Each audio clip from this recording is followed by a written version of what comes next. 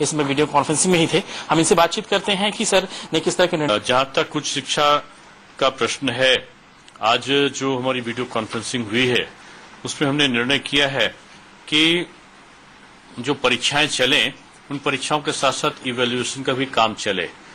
सुझाव के तौर पर यह दिया गया था कि परीक्षाएं जो हैं उनमें क्वेश्चन कम आए, और तो कुछ विश्वविद्यालयों ने कहा कि कम क्वेश्चन के साथ कर सकते हैं।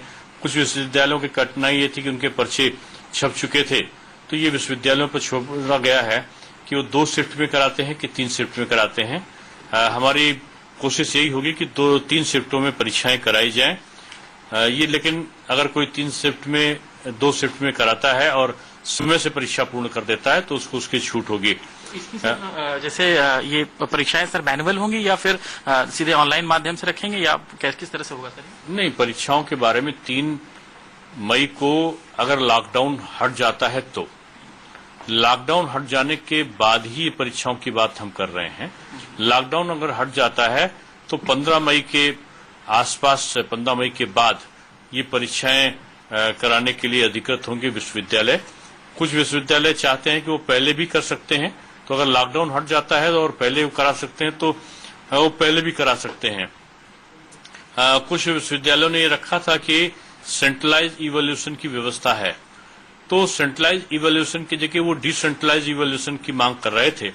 तो परीक्षा फल जल्दी निकले इसलिए केवल इस वर्ष के लिए ये उनको छूट दी गई है कि वो डिसेंट्रलाइज इवैल्यूएशन भी अगर कराना चाहें तो विश्वविद्यालय के कुलपति पर निर्भर करेगा कि वो डिसेंट्रलाइज इवैल्यूएशन करा ले।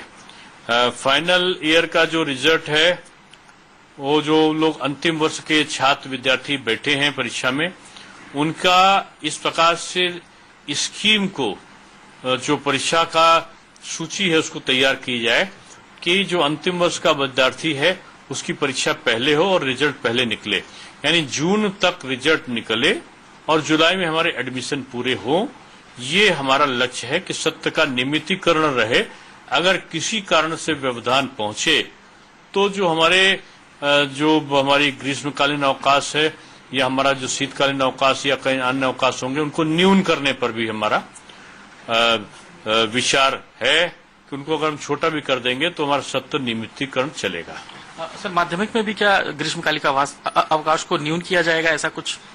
नहीं, माध्यमिक में तुम्हारी परीक्षाएं हो ही चुकी हैं, तो माध्यमिक में हमारी जब ग्रीष्मकालीन परीक्षाएं हो चुकी हैं तो जो बच्चों का सत्र अभी हम शुरू कर रहे हैं ऑनलाइन को हमने शुरू ही कर दिया है, तो इसलिए अगर आवश्यकता पड़ी तो न्यून किया जा सकता है।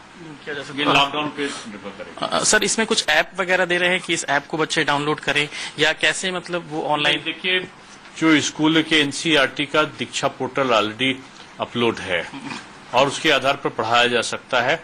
इसके अलावा कई और शिक्षा के चैनल में इस प्रकार की व्यवस्था है ऑनलाइन टीचिंग की, तो उसकी सहायता वो लोग ले सकते हैं। इस बार sir 7th, 9th and 11th के बच्चों को पास किया गया है, इवन 10th और 12th के रिजल्ट का लोग इंतजार कर रहे हैं।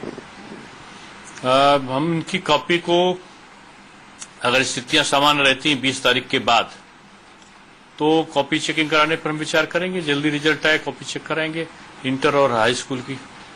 माध्यमिक की क्लासेस सर ये मान के चलें कि लॉकडाउन के बाद शायद अगर सब कुछ ठीक ठाक, ऑनलाइन क्लासेस हमारी शुरू हो गई है। नहीं सर, मैनुअल क्लासेस लॉकडाउन के बाद क्या ऐसा कुछ लिया जा सकता है निर्णय की लॉकडाउन खत्म हो तो? आवश्यकता पड़ेगी तो हम कर सकते हैं। जी बिल्कुल। तो ये थे डिप्टी सीएम साहब दिनेश शर्मा जी। जाहिर सी बात है कि उच्च शिक्षा को लेकर के जिस तरह के निर्णय हैं कि उच्च शिक्षा के जो भी एग्जाम्स हैं वो अगर लॉकडाउन खत्म होता है तो जाहिर है कि उसके बाद कुछ तारीखें आ सकती हैं, और वहीं माध्यमिक शिक्षा के लिए ऑनलाइन पढ़ाई इसमें शुरू हो चुकी है, जो कि इसमें अनवरत चल रही है। हालांकि ग्रीष्मकालीन अवकाश को भी लेकर के सूक्ष्म करने को लेकर के भी निर्णय